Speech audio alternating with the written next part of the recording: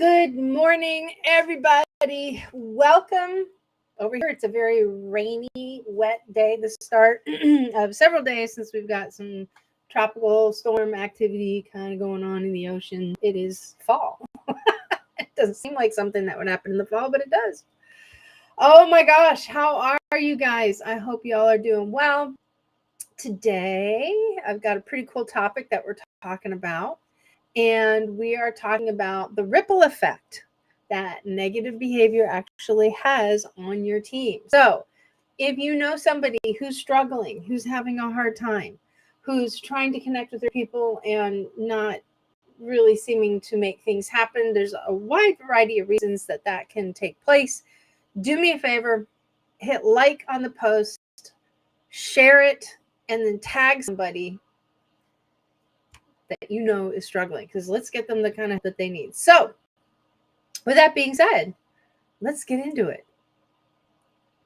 And by the way, if you do miss this, it is not available on Instagram for the replay. It is, however, available on YouTube under my YouTube channel, under the live tab. It's available on Facebook. It's available on Instagram.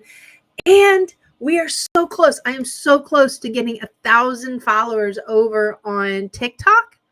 Once that happens, TikTokers will be able to get a hold of this as well. So here we go. So there's a couple of things like negative behavior is like a cancer. It really is. And here's the thing. A lot of people don't realize how negative they actually are.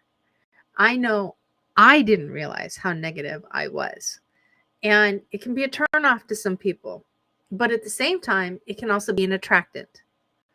And that's the difficult thing about negative behavior. Negative behavior repels and it attracts. It's hard to measure based off of the social construct of the group as to whether or not there's more attraction than repelling. Hard to say, right? But human brains are not designed to think positively. We just aren't. And here's the reason why I say that. I do this when I get up and speak, when I talk about this particular, negativity. And what I do is I bring two people up. I give them a marker. One's a green marker, one's a red marker. And a flip chart. Maybe one or two, doesn't matter. And the person with the red marker, they're responsible for writing down every negative emotion that the audience calls out. One-word emotions. The person with the green marker is responsible for writing out all the positive ones. And it has never failed, not once. So as they start writing, what happens is that the negative starts to build up faster than the positive. And then I stop them.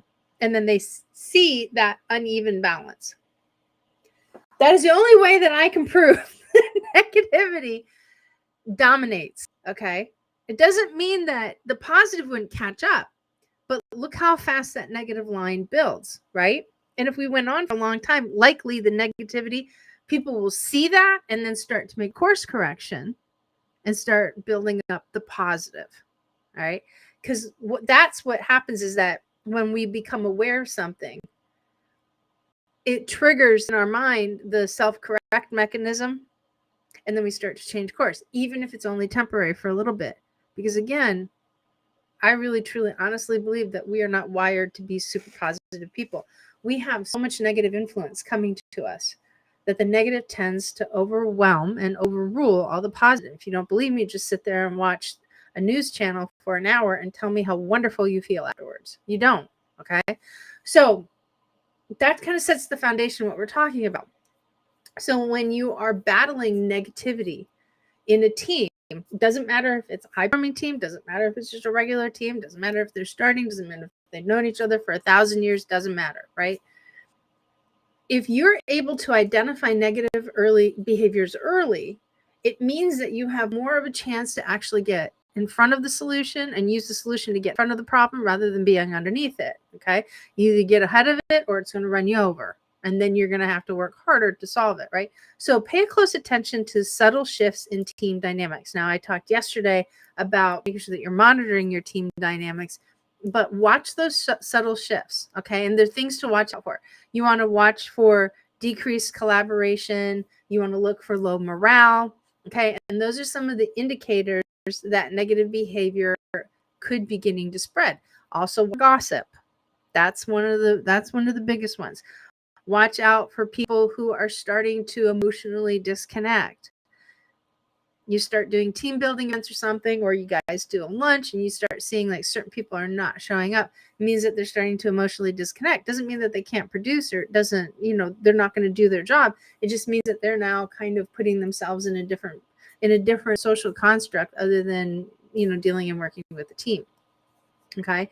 So how do you combat some of this? Well, one of the biggest things that you should do is actually encourage open communication, for sure. Okay.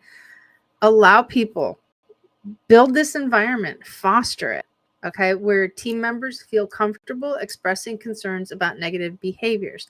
My recommendation is that should be one way directly to you as the supervisor. Here's the reason why I say that. Unless you have developed the skills to be able to facilitate a group of individuals in an open roundtable environment, and you can keep certain controls in place, you're going to have people that are not used to that kind of developmental conflict engagement. And you're going to have individuals that are going to engage in the kind of undesired and bad conflict, right? So unless you have a mature group of people that are fully capable and have the mindset to be able to do something like that they can still disagree and not let their emotions override them, which you probably don't have that if you are noticing negative behaviors. Okay. It's not an easy thing to facilitate. So start with the open door type of channel of communication, right? Meaning bring it here first, right? Bring it to you first, and then sort it out a little bit later. And the reason why I say that you want to do this is because it is going to help address issues before they actually affect the broader team. Now, people are very used to bringing stuff to a leader, nothing happening. So you have to go back on what we've talked about in communication. And if somebody's coming to you, excuse me, with something, pardon me, somebody's coming to you with something, remember that the power of your leadership will always lie in your follow-up. Meaning that if you are really amazing and you do a phenomenal job at coming back and recircling, not hashing the situation or not keeping the situation open, but what I'm talking about is constantly either filling them in on the things that you can fill in or closing the loop. People will respond very positively when people come back and they actually revisit everything that's going on. When they know that you've taken an invested interest in what they're saying and you acted on it. Totally buy into that. Okay. The last thing that you can do, so these are easy fixes, right? They're not easy fixes, I should say. They're good moves. They're power moves that do take a while to reverse. All right. I don't want to mislead anybody and let them think that, like, oh, if you do this, it's going to instantly fix it. It doesn't work that way. It really just doesn't. You have to work on this. You have to shift, period. And here's the thing. This is the part of change that likely you're not going to like in leadership. And the reason why is just like when you make change happen in the workplace, it disrupts everybody's mastery. The same thing is going to happen to you. You're going to disrupt your mastery. Some people call that complacency.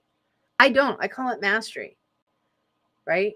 Yeah, I guess you could be complacent in certain areas, or people can be complacent with what they're doing, but still it's a level of mastery, right? You've mastered something to the point where you can be consistent with it and it continues to work. The problem with that is that the level of effectiveness could fluctuate depending upon what your situation is, right? So that means that you as a leader, you have to constantly disrupt what you're comfortable with and do some of the hard, right? Choose your hard. Like everything's hard. Like, being wealthy is hard. Being poor is hard. Choose your hard, right? Eating healthy is hard. Eating crappy is hard. Choose your hard, right? Same thing here. Okay. Managing is hard. Leading is hard. Choose your hard. Okay. So as a leader, consistently model the behaviors that you expect from your team. Okay. If you expect people to be more positive, model the way. Demonstrate, show them how it's supposed to look. It doesn't mean that they're going to be perfect every time. The more you model it and the more that you make it a standard in the organization or amongst your team, more often than not, people are going to wind up coming back. But it also is going to require some behavior tweaking on other people's part. Okay. If you address negative actions immediately and reinforce positive behavior through recognition and support, you're going to get a better yield out of your team. Here's what I mean by that. If somebody comes up to you and constantly talks about this problem, and this problem, and this problem, how you and all of a sudden you just feel that overwhelming of negativity coming down. One of the things you can do is just say, okay, so what do you recommend as a solution? Well, I don't have a solution. I'm coming to you to fix it. Tell you what, bring me 3 solutions and let's talk about it.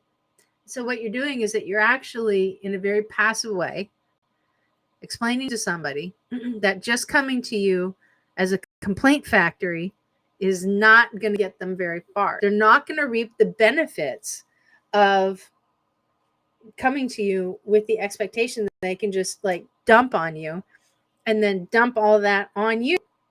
So dump on you and dump all of that on you as far as your responsibility.